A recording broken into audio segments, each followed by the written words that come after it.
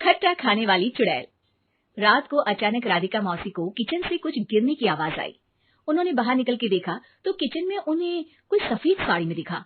वो चीख पड़ी, हे भगवान, आलतू जलालतू आई भला को टालतू, आलतू जलालतू आई भला को टालतू।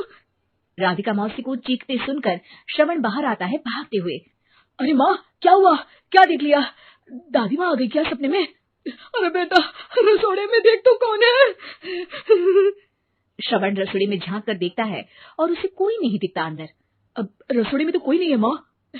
कोई सफेद साड़ी में नहीं है क्या? नहीं माँ, कोई भी नहीं है। चिल्लम चिल्ली की आवाज सुनकर काजल भी वहां आ जाती है। अब क्या हो गया माँ जी? अरे बेटा, रसोड़ी में एक चुड़ैल थी सफेद साड़ी में। अरे क्या कर रही थी वो अंदर? अरे बताया नहीं, कल आएगी ना तो पूछ लूंगी। चुड़ैल जी, आपका क्या प्लान है? माँ जी, रात बहुत हो गई है, आपने कोई बुरा सपना देखा होगा, चलिए सो जाइए। राधिका मौसी सोने तो चली जाती है पर उनको रात भर नींद ही नहीं आती। वो कुछ भी उलझुल बातें सोचने लगती है। कहीं चुड़ैल की वजह से तो घर में टेंशन नहीं हो रहा, कहीं उसी की वजह से तो वो दादी नहीं बन पा रही।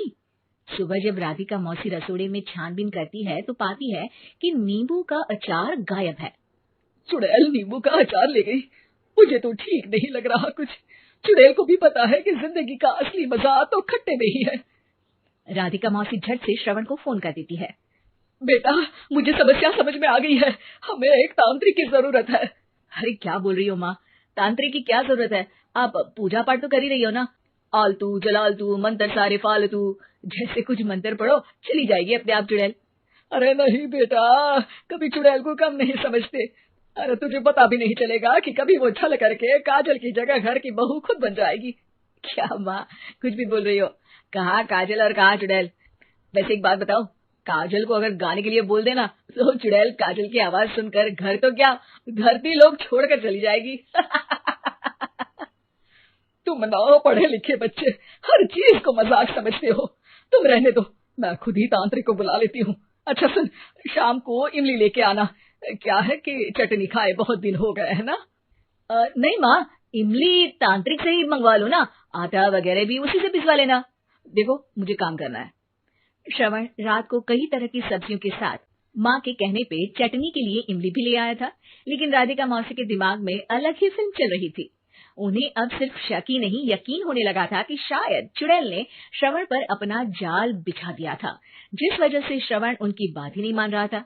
पर कोई नहीं, आने वाली रात में राधिका मौसी खुद तैयार हो गई चुड़ैल को पकड़ने के लिए। रुद्राक्ष की माला, तुलसी का पत्ता, हनुमान चालीसा सब हाथ के पास ही था, बस चुड़ैल का इंतजार था। और जैसा राधिका मौसी ने सोचा था वैसा ही हुआ। वो चुड़ैल उस रात भी आई, पर वो राधिका मौसी से तेज निकली और राधिका मौसी के उससे पकड़ने के पहले ही वो भाग खड़ी हुई। जरूर बहू पे साया है उस चुड़ैल का, तभी तो श्रवण के कमरे में गई है। और अगली सुबह राधिका मौसी पिछली रात हुए हमले में किन चीजों का नुकसान हुआ उसका हिसाब लगा रही थी।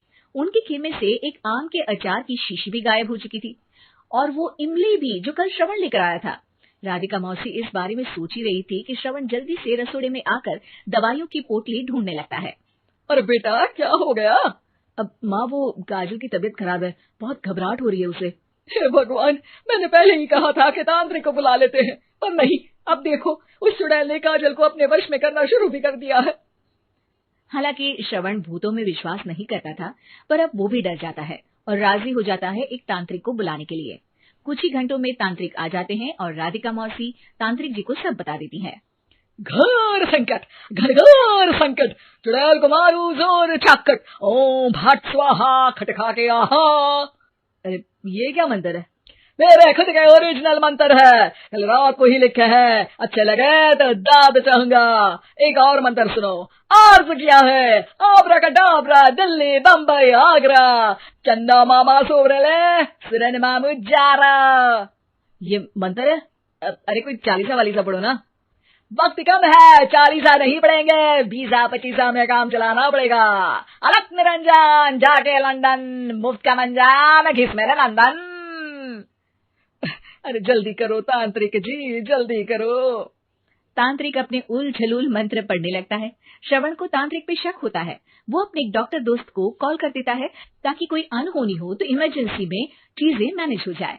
तांत्रिक धुनी रमाता है जिसकी वजह से कमरे में काफी धुआं हो जाता है और जिसकी वजह से बहू की घबराहट बढ़ जाती है। अब भागेगी चुड़ैल। हाँ। बहू खांसते हुए धुएं से बचने के लिए बाहर चली जाती है। अरे भाग रही है, भाग रही है। पीछे पीछे श्रवण भी जाता है। बहू एक सोफे पर बैठ जाती है। तभी डॉक्टर दोस्त आ जाते हैं और श्रवण को पानी लाने के लिए कहते हैं। थोड़े चेकअप के बाद डॉक्टर कहते हैं, मेरे हिसाब से जाप का काम पूरा हो गया है। क्या मतलब? अरे कुछ भी नहीं माँ, कोई चुड़ैल नहीं है, खुशखबरी है, अब दादी बनने वाली है। मगर वो सब अचार के डब्बे। श्रवण दोनों अचार के डब्बे अपनी माँ को दिखाता है जो कि उनके बिस्तर के नीचे छुपे हुए थे। आपने सही बोला था माँ, वो चुड़ैल काजल ही थी जो खट्टा खा रही थी। हमें कल ही पता चला, पर हमने आपको ये तांत्रिक वाला काम करने दिया ताकि आपको भरोसा हो जाए कि भूत वगैरह कुछ होता ही नहीं। अच्छा, ये तो बड़ी खुशी की बात है। पर बेटा मुझे एक झाड़ू तो ला दे। क्यों माँ? ये तांत्रिक का भूत उतारती हूँ मैं। अब तांत्रिक राधा मौसी के डर से घर से भाग निकलता है और राधा मौसी उसके पीछे भागती है। अरे संकट ये घनघोर है, तांत्रिक मुआ चोर है।